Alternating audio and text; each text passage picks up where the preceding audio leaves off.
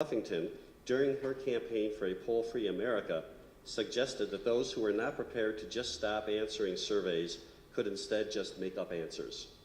But the key point here is, how can we expect the public to take our surveys seriously when some of our opinion leaders make a mockery of them?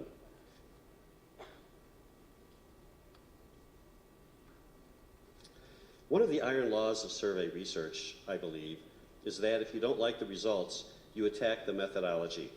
Focus on those survey findings that you like. All others are flawed or intentionally rigged.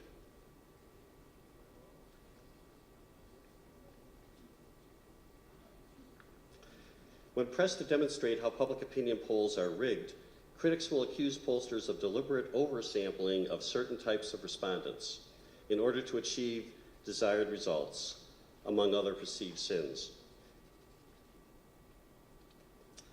Although actually, those complaints about fake surveys that we hear may not be entirely unfounded.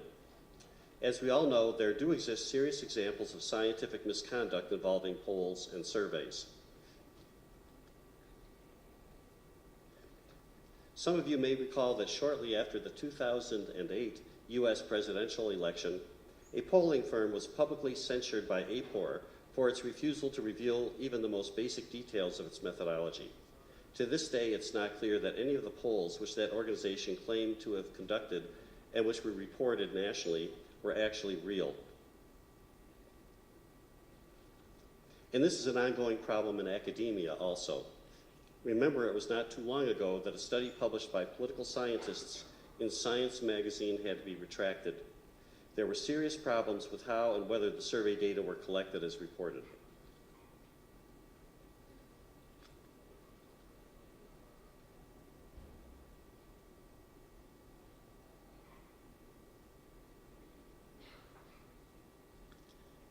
There have been numerous other highly publicized retractions of scientific papers that employed survey data.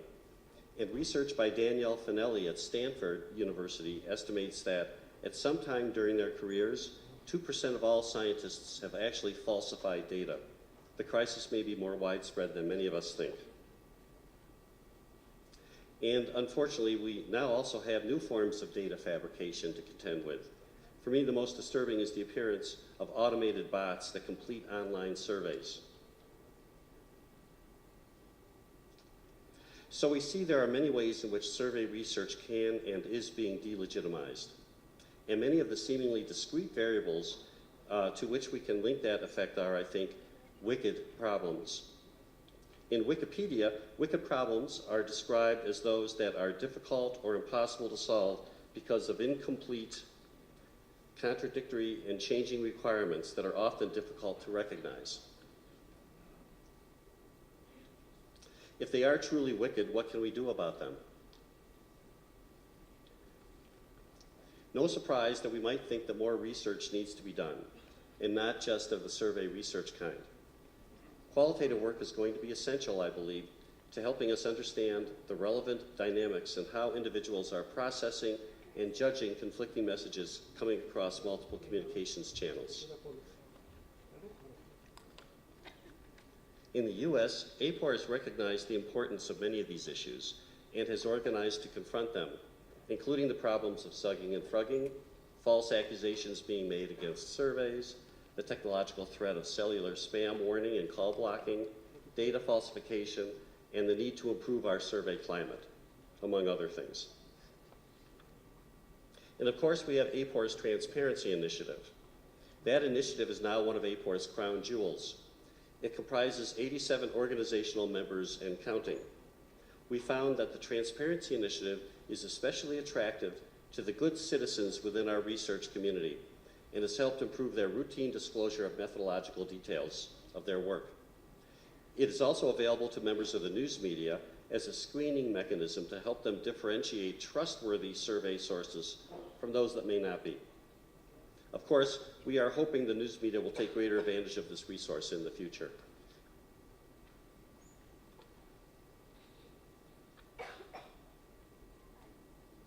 This is one of our ongoing challenges, the importance of communicating to the public that serious standards do exist for the conduct of credible survey and public opinion research.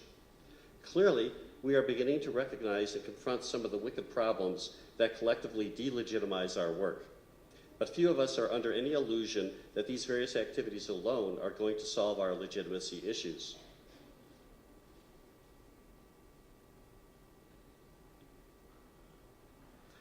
But I am hopeful that they will serve as platforms from which we can continue launching action-oriented initiatives that openly and transparently address and attempt to manage some of the very legitimate public concerns about our work. We don't have all the answers, but I do believe there are three things that will be needed to help us effectively confront these challenges. The first is collective action, the second is public education, and the third is a willingness to engage critics with factual information. Okay, so we started this talk with some not too happy news. What's next? Can you imagine a future in which there is no public opinion research? Is that a realistic possibility? I personally don't believe it is. Reviews of the available evidence from the 2016 US polls, the 2017 British polls, and a recent meta-analysis of international poll performance over the past 70 years all agree that the accuracy of public opinion polling is as strong as it ever has been worldwide.